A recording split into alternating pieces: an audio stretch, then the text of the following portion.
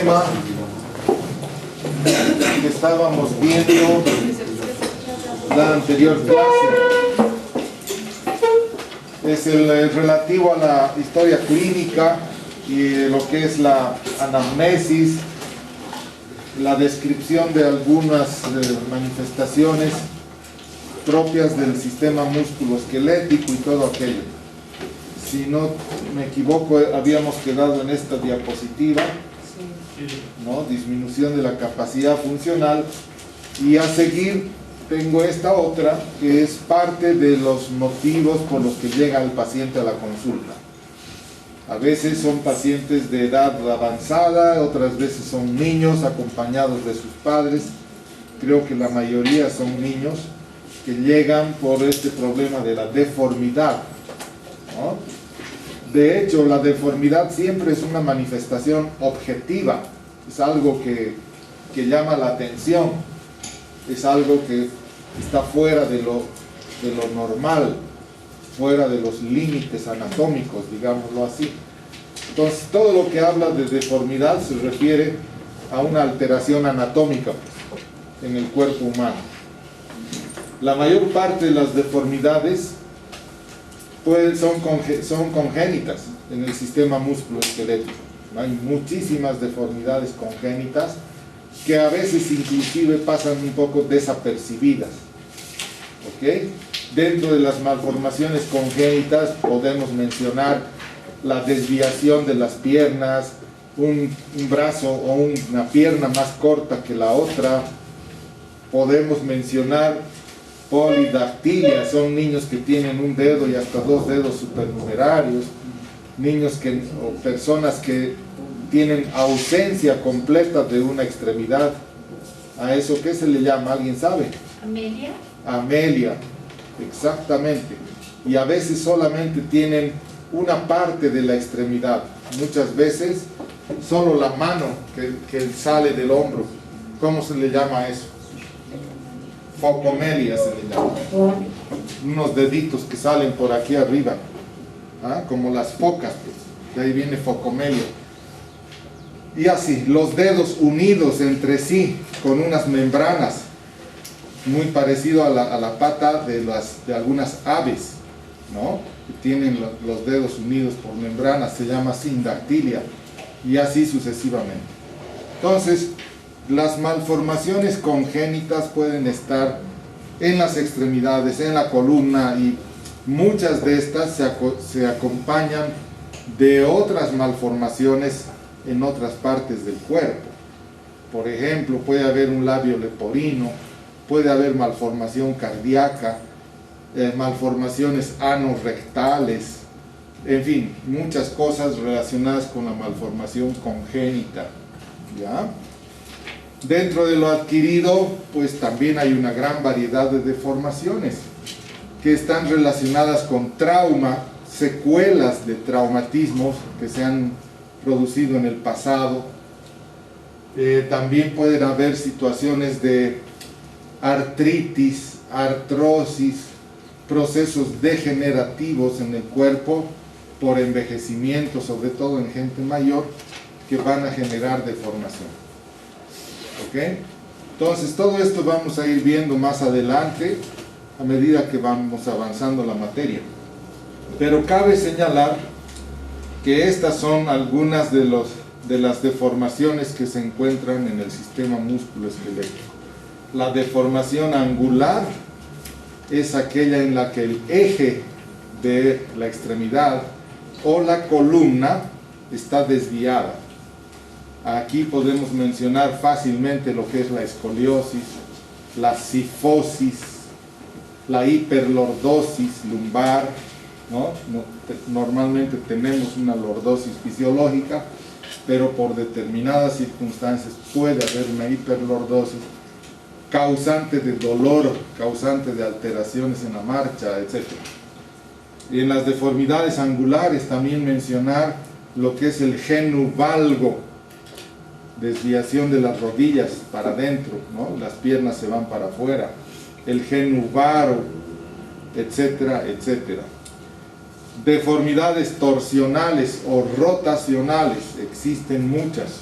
Las que más interesan, las que más generan problema, son las que se producen en la columna, juntamente con la escoliosis, por eso que se le ha denominado rotoescoliosis, porque hay una rotación de las vértebras sobre su mismo eje y hay una desviación.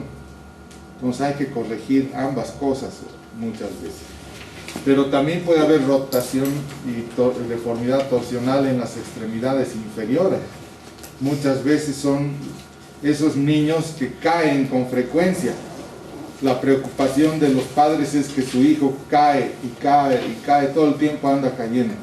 Y cuando uno mira al chico caminar, tiene los pies hacia adentro y choca los pies entre sí. Cuando corre, peor todavía. Entonces no son capaces, no puede ingresar, no tienen la capacidad de hacer actividad deportiva, no tienen una vida normal, pues. ¿Okay? Y esto puede ser muy notorio en el niño y va empeorando con la edad, la deformidad torsional. Los acortamientos, sin duda, deformidad frecuente. Cuando es en miembro superior, tener un brazo más corto que el otro no tiene ninguna trascendencia, nada en particular. Pero cuando es en miembro inferior, pues sí. Cuando son acortamientos de más de 3 centímetros de diferencia entre una y otra extremidad, pues ahí sí hay que hacer algo. Desde utilizar un zapato más elevado hasta cirugías. Hay cirugías para alargar, para elongar las extremidades, o también la otra opción es acortar el lado más largo. ¿Sí? Las atrofias y las hipertrofias son deformidades, pues claro que son. Una atrofia marcada, por ejemplo, en una de las extremidades, una pierna más delgada que la otra, nos va a generar problemas. Un brazo que es más delgado que el otro, un hombro menos desarrollado que el otro, en personas que trabajan mucho en el campo, por ejemplo, trabajo de pala, de picota, levantando cosas pesadas y demás, puede causar atrofias o hipertrofias, un lado más desarrollado que el otro.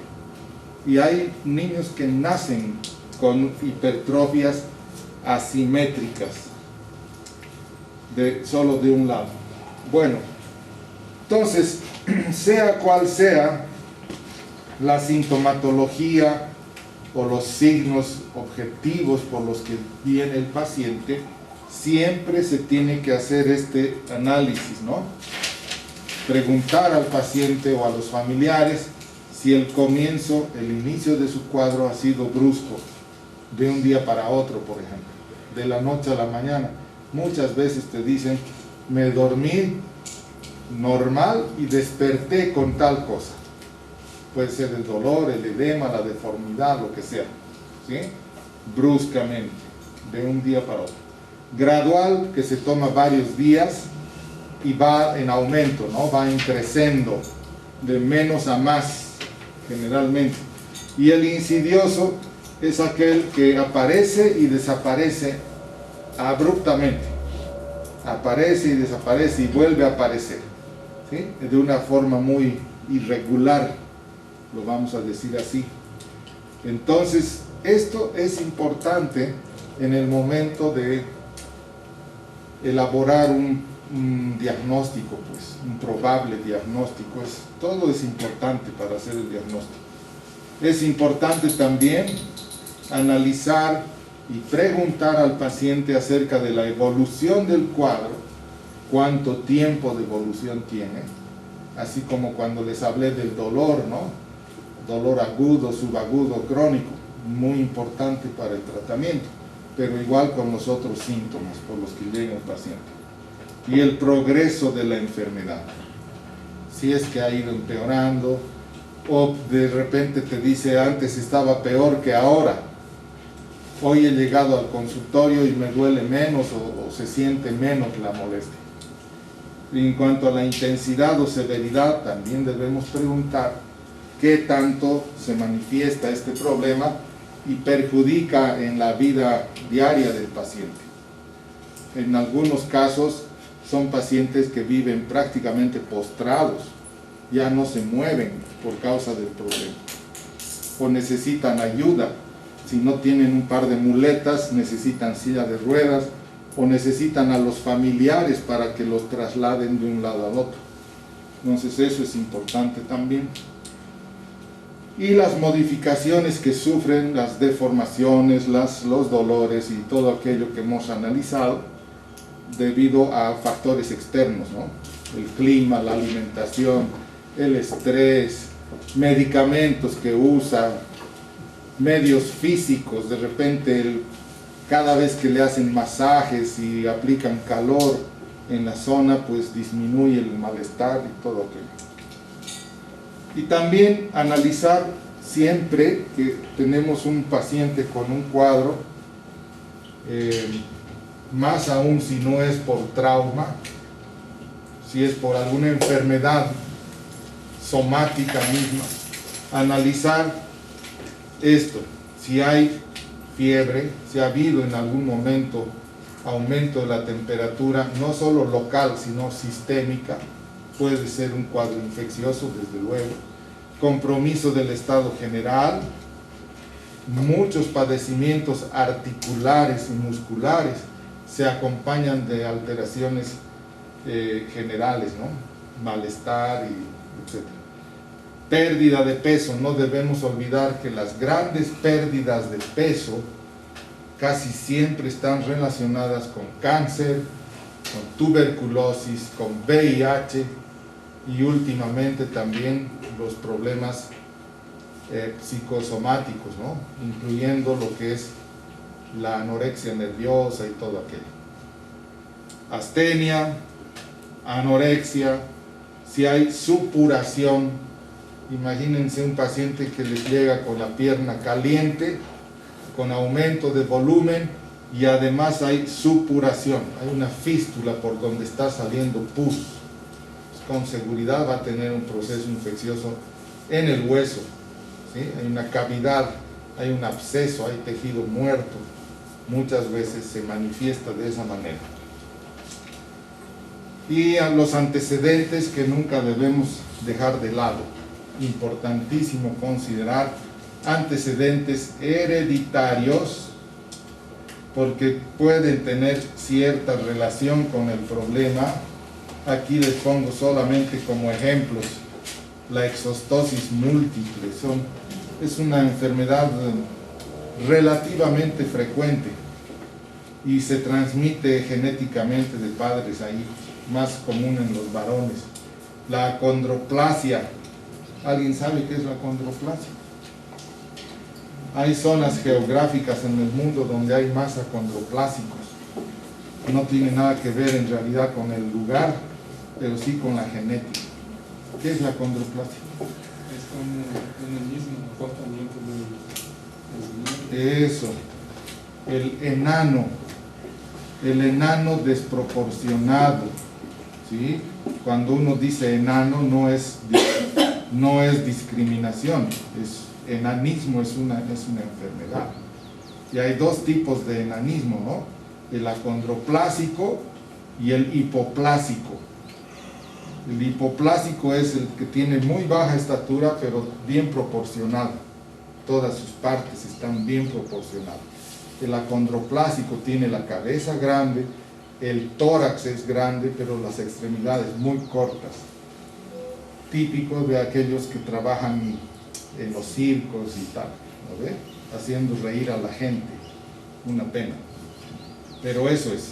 La osteogénesis imperfecta es otra enfermedad hereditaria que siempre se debe considerar en aquellas personas, sobre todo niños y adolescentes, que continuamente se fracturan los huesitos.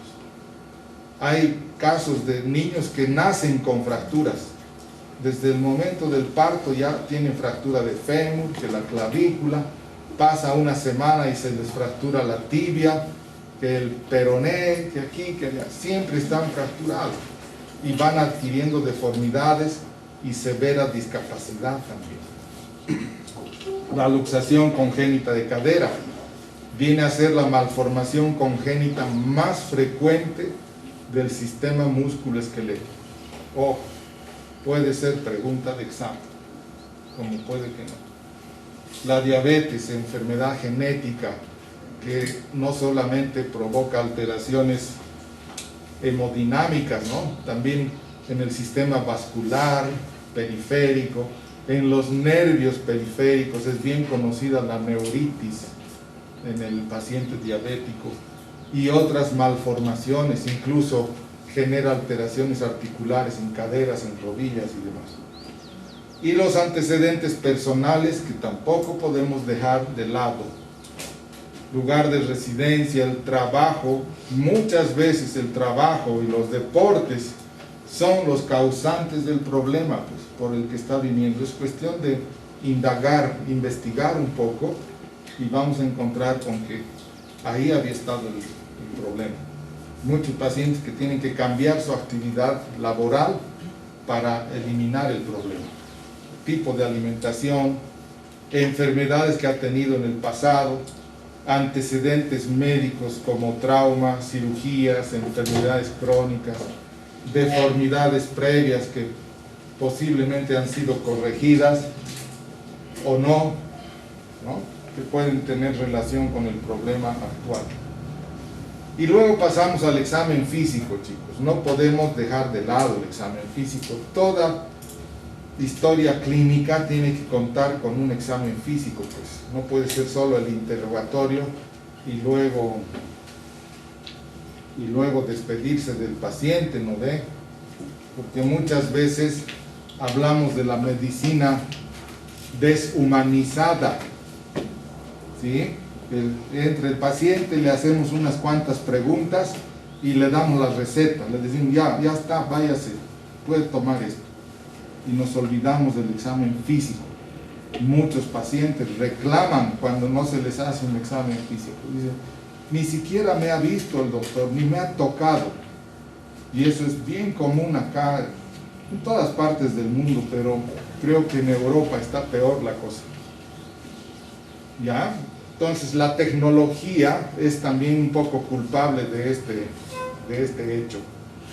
Nos basamos mucho en los exámenes complementarios y nos olvidamos de un buen examen físico. Entonces comenzamos siempre con la inspección.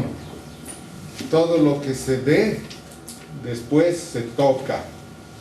La palpación, el examen de la función, que es el movimiento por sí mismo, y en muchos casos debemos complementar con esto. No en todos, pero en muchos casos. Es examen neurológico y o vascular. Entonces, cuando hacemos la inspección del paciente, desde el momento en que ingresa al consultorio, ya tenemos que ser muy precavidos. Tenemos que tener aquello que conocemos como el ojo clínico. Tratar de adivinar más o menos cuál es el problema. Cuando se sienta el paciente, cuando está caminando para ingresar al consultorio, muchas veces ya nos da una idea del problema.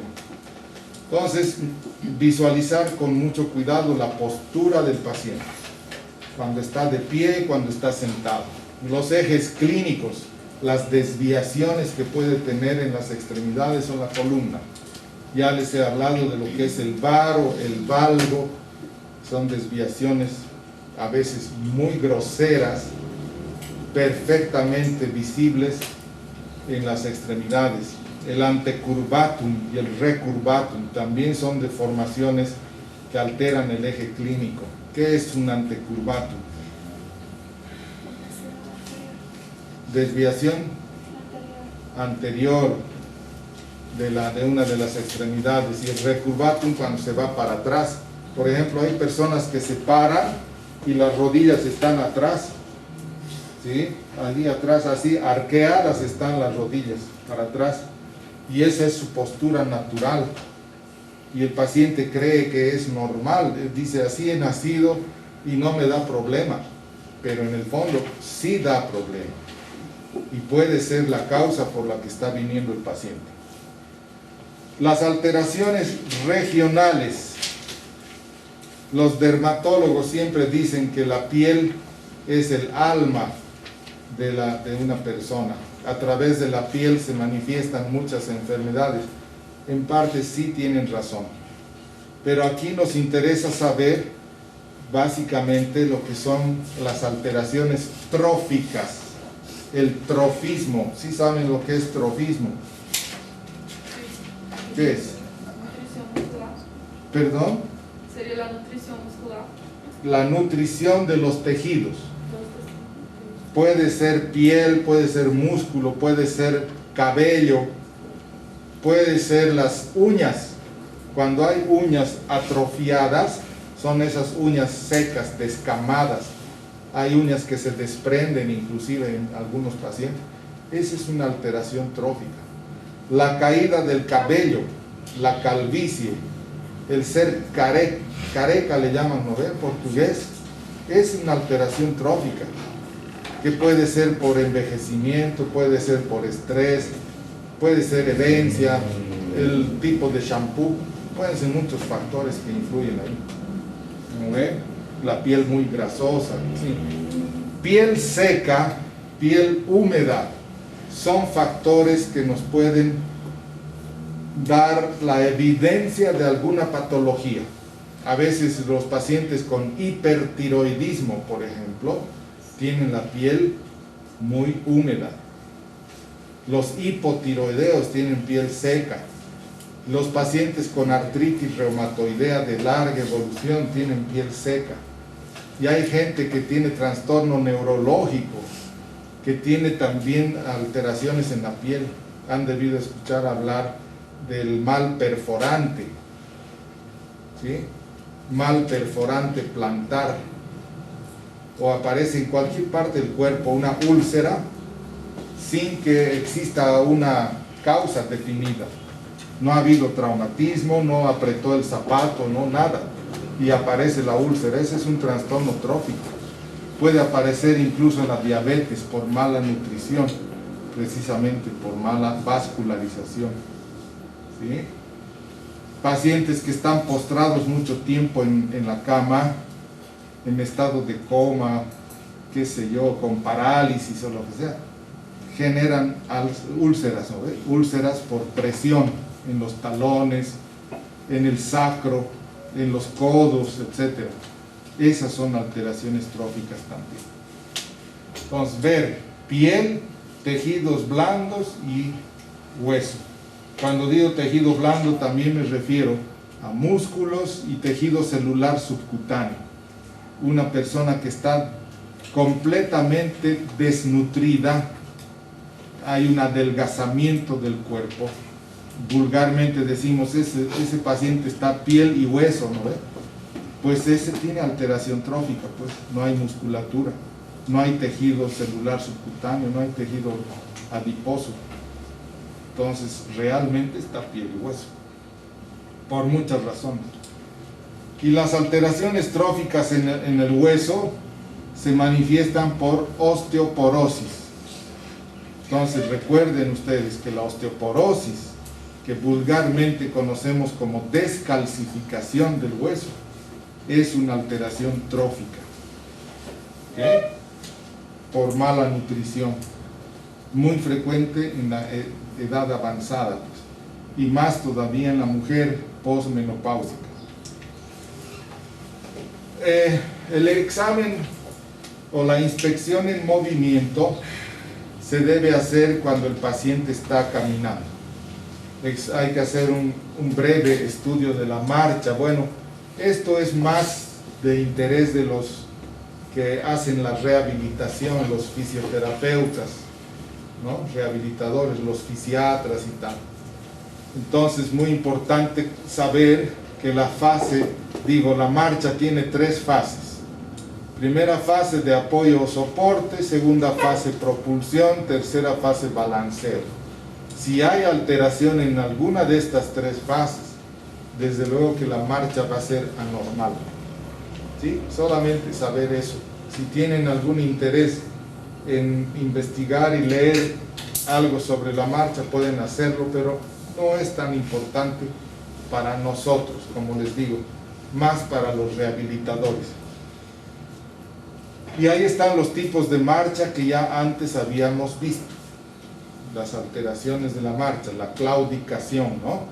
Antálgica, acortamiento, contractura, déficit o debilidad muscular y por alteraciones del sistema nervioso central y o periférico. Ahí entramos a la palpación, lo que les decía hace un momento, todo lo que se ve, se toca, siempre, eso es importante para el paciente, hasta anímicamente se siente mejor, porque dice, el médico tiene interés y me va a curar. Y si no lo palpamos, lo despachamos así, no, pues el paciente se va decepcionado de su médico. Entonces, palpación superficial y profunda. ¿Cuál es la diferencia en la técnica? Pues la superficial la hacemos solamente con unos 2 dedos, el índice y el medio, digamos, hasta el anular. Es una palpación muy suave en los tejidos superficiales, pues, piel, tejido celular subcutáneo. ¿Qué buscamos con la palpación superficial? Temperatura de la piel, y esto siempre se tiene que hacer en forma comparativa. Pie izquierdo, pie derecho. Codo derecho, codo izquierdo. Hombro izquierdo, hombro, siempre en los 2 lados, chicos. Y cuando queremos examinar la temperatura de la piel, no estoy hablando de la temperatura general, sistémica. Es solamente del área, de la zona de conflicto, pues. ¿No ve? ¿Y cómo se toma la temperatura de la piel? Con el dorso de los dedos, no con la palma, con el dorso, ¿sí? Porque la palma de la mano es caliente en el examinador y en cualquier persona, entonces puede hacer confundir. Entonces, una temperatura más elevada de lo normal en una zona determinada nos habla de un proceso inflamatorio, ¿no ve? Siempre que hay inflamación, aumenta la temperatura local. Si hay una infección, con mayor razón, un absceso caliente, pues obviamente. ¿En qué otra situación aumenta la temperatura local? Neoplasias, pues, los tumores, por la hipervascularidad que tiene, generan calor local, aumento de la temperatura local. Aparte del dolor, y el aumento de volumen y toda la cosa. ¿Y cuando hay enfriamiento de una zona? Isquemia. Cuando hay isquemia, básicamente, cuando hay isquemia. Naturalmente, las extremidades distales en los ancianitos, en los de edad avanzada, siempre son más frías, porque la circulación sanguínea se deteriora en la gente mayorcita. Más todavía en las mujeres, viejitas de 80 años, así, hasta cuando miran los deditos, ya están medio cianóticos, azuladitos, ¿no ve? Entonces hay isquemia distal. Pero en gente joven, la isquemia puede ser manifestación de una compresión mecánica de algún vaso importante, ¿no ve? Entonces, compresión vascular, puede haber una compresión vascular intrínseca, o sea, intravaso, por una trombosis, por un émbolo, en fin, muchas situaciones que nos generan trastorno isquémico.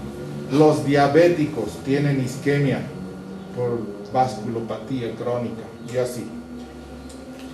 Cuando hablamos de edema, es un trastorno que también se puede identificar mediante la palpación superficial. ¿Ok? El edema sabemos bien que es un aumento de volumen que está caracterizado por retención de líquido en una zona específica. Hay acumulación de líquido. Puede ser un edema intravascular, intracelular o extracelular. ¿Okay? El edema no siempre es inflamatorio. Pueden haber edemas por oclusión vascular también, y eso no es inflamación.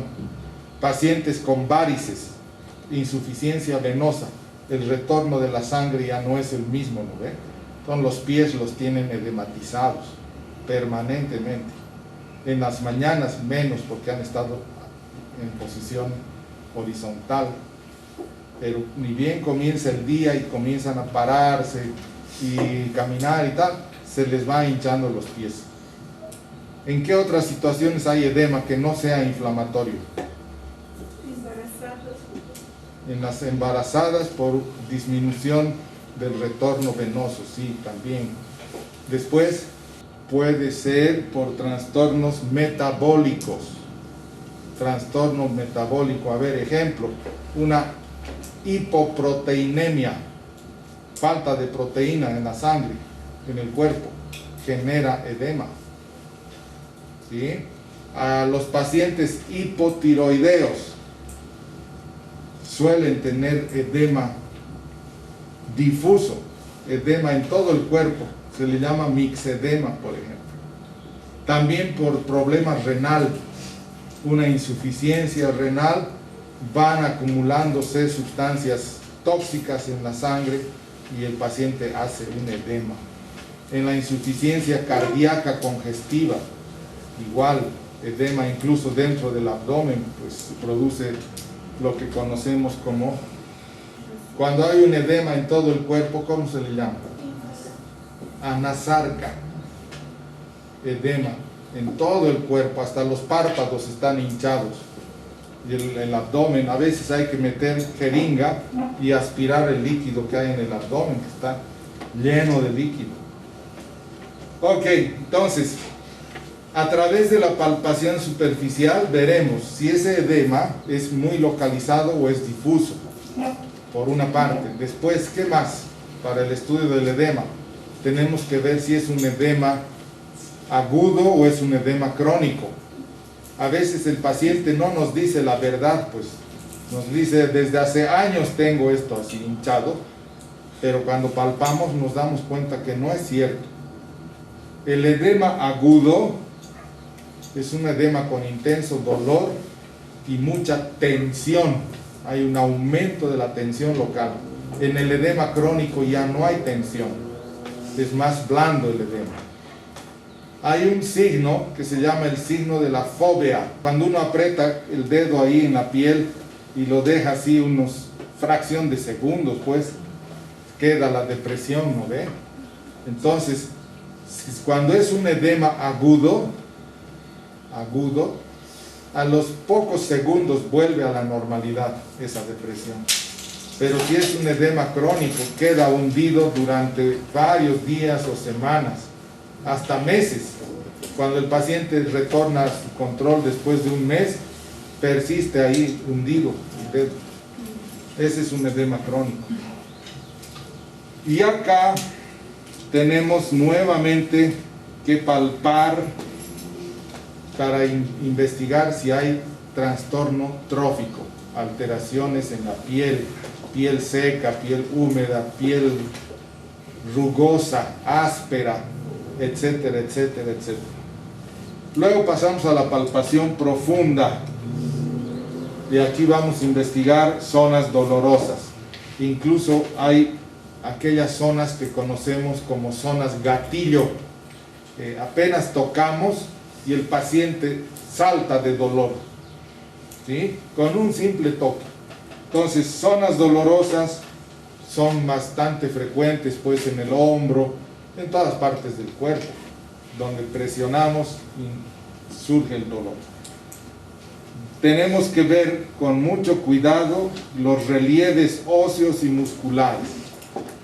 El que conoce la anatomía va a saber perfectamente qué es lo que está tocando. A ver, si yo estoy tocando esta zona de acá de mi hombro, aquí lateral, ¿ah? Aquí, que tiene una cierta prominencia, en los que hacen trabajo muscular en los gimnasios y tal, es mucho más prominente. ¿Qué estoy tocando aquí? El deltoides, ¿no ve? Entonces, una masa muscular prominente. Relieves óseos y musculares, depresiones, prominencias musculares y todo eso tenemos que analizar con la palpación para verificar si hay alguna alteración anatómica. ¿Qué es la fluctuación y la renitencia? Fluctuar es cuando hay un edema localizado y con los dedos lo podemos movilizar el edema. Es como si hubiera un globo adentro, ¿sí? Se moviliza y a veces hasta tiene ruido. Glu, glu, glu, glu. Es como cuando hay una bolsa con líquido adentro. Eso es fluctuación. Y renitencia es todo lo contrario. El edema localizado a tensión que no lo podemos desplazar con los dedos. Es algo fijo ahí. ¿Okay? Puede confundirse hasta con un tumor. Y pasamos a lo que son las tumoraciones, el examen a través de la palpación profunda de lo que son tumores, masas, nódulos, en fin. ¿Y qué es lo que hay que hacer acá? Primero, identificar en qué plano está ese tumor. Si es en la piel, tejido celular subcutáneo, aponeurosis, músculo, o es en el hueso, pues. Cuando es en hueso, desde luego que es mucho más rígido, ¿no ve? Segundo, tenemos que ver si es móvil o no es móvil ese tumor. Los tumores que son móviles, en su mayoría, podríamos decir así, que son benignos. Tendríamos que pensar esa posibilidad de benignidad. Los tumores que no se movilizan suelen ser malignos, cáncer. No es una regla, pero puede suceder. ¿Qué más? El tamaño. Hay que investigar a través de la palpación cuáles son los bordes que delimitan a ese tumor, si es que se puede hablar de delimitación, porque hay algunos que tienen bordes muy irregulares y no se sabe hasta dónde llega el tumor. Pero si se puede, descríbanlo en la historia clínica, en pulgadas, en centímetros, en milímetros, como quieran, ¿ya? Pero siempre es importante poner el tamaño. ¿Qué más? A ver, la forma, si es esférico, si es ovalado, si no tiene una forma definida. Aquellos que no tienen forma definida pueden ser malignos, no siempre. ¿Qué más? Si es o no es doloroso el tumor. Cuando apretamos, cuando palpamos e intentamos movilizar, tenemos que evidenciar si hay o no hay dolor. ¿Okay? ¿Qué más? Consistencia. Si es blando, si es duro, si es semiduro, hay que comparar siempre con algo. El tumor duro, de consistencia pétrea, es hueso, pues. No hay otra cosa que sea tan dura como el hueso. Y estamos hablando de extremidades, de columna, de esas partes del cuerpo. Entonces, un tumor de consistencia dura es un tumor óseo. Si es semiduro, más o menos como cuando un músculo está contraído en un atleta, ¿no? Músculo endurecido, eso es semiduro. Blando, cuando el músculo está relajado, esa es la consistencia blanda de un tumor. Y tenemos la consistencia muy blanda, que es como la gelatina. Es como si se estuviera deshaciendo entre los dedos ese tumor, gelatinoso, pues. Todo eso con la finalidad de encontrar el probable origen de ese tumor. Y es importante conocer el tipo de neoplasias que se encuentran en el tejido musculoesquelético, pues, que las vamos a ver más adelante. ¿Ok? Entonces, todo eso a través de la palpación profunda. Cuando hacemos el examen de la función del esqueleto humano, la regla, como dice acá, regla de las 4 M's. La movilidad normal y anormal, porque hay movimientos anormales. Muscular, el examen muscular. Las mediciones y las maniobras especiales. ¿Qué quiere decir la movilidad? Movimiento ya sabemos que es un concepto claro y definido, no hay dónde perderse. Pero es importante reconocer estos tres tipos de movilidad. Activa es cuando el paciente lo hace solo. Tú le dices, levante la pierna y lo puede hacer. Pero si te dice, no, no puedo levantar, doctor, me tiene que ayudar, esa es movilidad pasiva. Es cuando el médico o el examinador hace el movimiento de levantar, de flexionar, extender, lateralizar o lo que sea. ¿Ok? Esa es la diferencia entre movilidad activa y pasiva. Y la movilidad anormal es aquella que no debería estar ahí pues en situación normal. ¿Sí? Movilidad anormal se puede dar en una fractura. El hueso que está fracturado, está roto, se mueve pues en la zona, ¿no ve? Con dolor desde luego.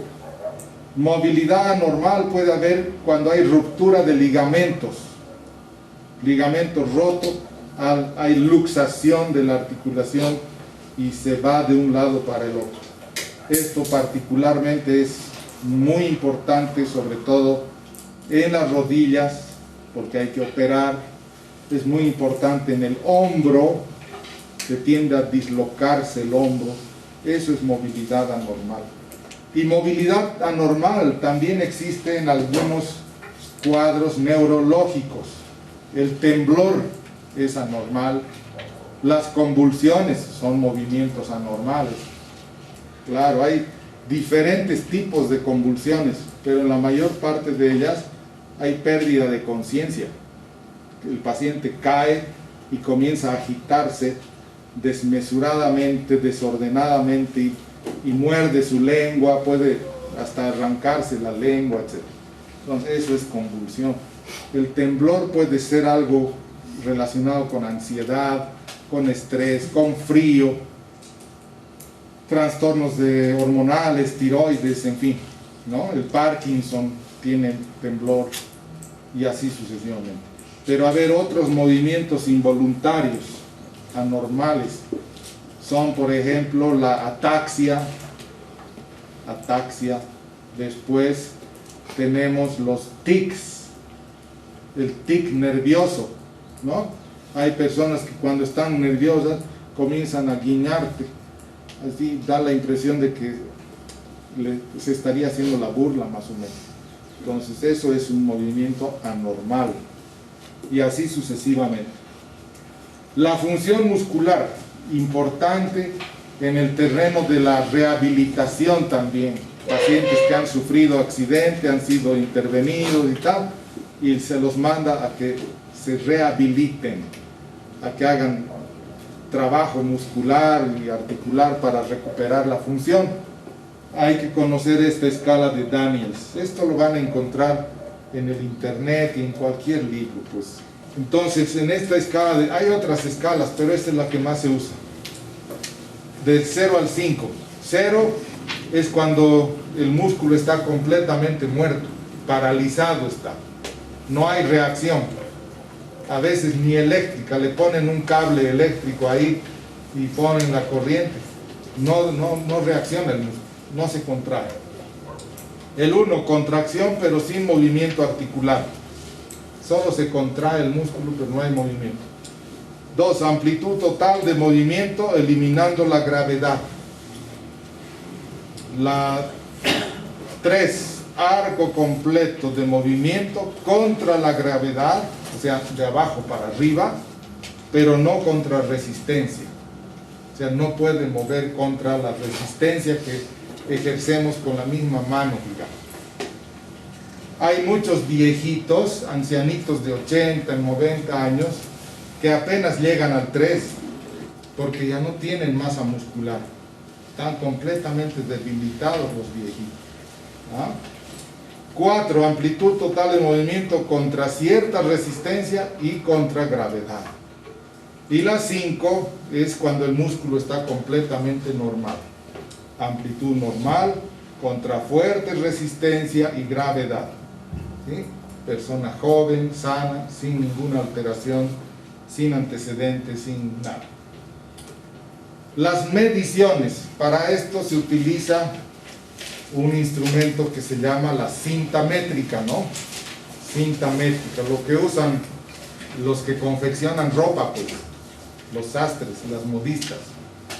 Con eso medimos las extremidades, sobre todo las inferiores. Las superiores, ya les dije, no importa tener un brazo más corto que el otro, no influye en nada. Entonces, se habla de la medición de la longitud real cuando el paciente está en decúbito dorsal y medimos eliminando actitudes compensatorias, nivelando la raíz de los miembros. O sea, ambas extremidades tienen que estar bien niveladas para medirlas. ¿Y desde dónde se mide? Desde la espina ilíaca anterosuperior, ¿no?, que está aquí, hasta el maleolo interno. Vean la cinta métrica, maleolo interno en el tobillo. Esa es la medición de la longitud real, que tiene que ser igual en ambos lados, con pequeñas diferencias que se pueden aceptar, milímetros. Y la longitud aparente es aquella que se mide en la postura que se presentan las extremidades. Hay pacientes que no logran nivelar sus extremidades, están con contracturas, están con dolor, entonces tal como se presenta se mide, sin buscar simetría, como dice acá, y sin corregir. Muchas veces son pacientes que hasta pueden fingir, no dicen la verdad, quieren aparentar tener un acortamiento para conseguir un beneficio, un certificado médico. Ahora el gobierno, el Estado les da plata a los pacientes con discapacidad, ¿no ve? No sé si en Brasil también hay eso, debe haber. Discapacidad, le falta un dedo, el dedo meñique que no sirve para nada, y ya está, el gobierno les tiene que dar plata. Y así sucesivamente. Entonces, si tiene una pierna más corta que la otra, se hacen dar dinero con el gobierno. Cada mes ahí reciben su platita, ¿no? Entonces, hay pacientes que pueden intentar mentir al médico. Y la longitud aparente se mide desde el ombligo, desde la cicatriz umbilical hasta el maleolo interno, en forma comparativa. ¿Hay alguna otra forma más real, más precisa de medir? Sí hay. ¿Cuál será? Se llama escanometría o teleradiografía, también conocido como test de Farrell, con doble R Y, Farrell. Es una prueba, es un examen radiográfico que se hace a 3 niveles: caderas, rodillas, tobillos. Se mide ahí en la placa radiográfica. Entonces, ya el aparato de rayos X hace la medición, pues, milimétricamente, no hay lugar a duda ahí. Y la perimetría es el examen de la circunferencia de las extremidades, para ver si una pierna es más delgada que la otra, si después de un proceso de fisioterapia, digamos, hay pacientes que están en fisioterapia 3, 4, 5 meses y no recuperan. Entonces hay que medirles la circunferencia en ambos lados para saber si ha recuperado la masa muscular, por ejemplo. ¿Ok? ¿Qué más? Ya casi para terminar, las maniobras especiales dentro de lo que es el examen físico. Las maniobras especiales, pues hay muchas pruebas que se hacen en el paciente que nos permiten detectar patologías traumáticas u ortopédicas. Aquí les pongo algunos ejemplos, pero hay muchas pruebas, pues, muchísimas, y tienen nombres. Por ejemplo, la prueba de la tecla de piano. ¿Saben dónde está la prueba de la tecla? En el hombro, sí, la clavícula. Cuando la clavícula está dislocada, cuando hay una luxación acromioclavicular, se eleva la clavícula. por acción de los músculos, el esternocleido que tracciona para arriba. Entonces, podemos bajar con los dedos y vuelve a subir. Baja y sube. Tecla de piano, típico de la luxación acrónica. La prueba de Yergason, ¿para qué es? ¿Perdón? Tendinitis. ¿De qué músculo? Eso, del bíceps bicipital. Exactamente, cuando hay una tendinitis bicipital aquí, hacemos una maniobra, la van a tener que leer, y encontramos dolor intenso en el hombro, hasta un pequeño chasquido. El signo de Tinel, con el martillo de reflejos, que siempre tenemos que tener a la mano, percutimos en una zona de dolor, y eso nos va a generar una irradiación. Es como cuando uno golpea el codo aquí, y esa sensación de corriente, ¿no ve? Pues eso es cuando hay una neuritis, una compresión de nervio. Signo de Tinel, se hace mucho en el túnel del carpo también. Percutimos aquí al medio de la muñeca, por donde pasa el nervio mediano, y el paciente refiere dolor que se irradia hacia los dedos, una especie de adormecimiento y tal, cuando está comprimido el nervio. Y así, Finkelstein, ¿para qué será? Ah, van a leer. Maniobra de la Segue, ¿para qué es? Cuando hay una ciática, lumbociática, ¿no? Ese dolor que se origina en la región lumbar y se irradia por el territorio del ciático.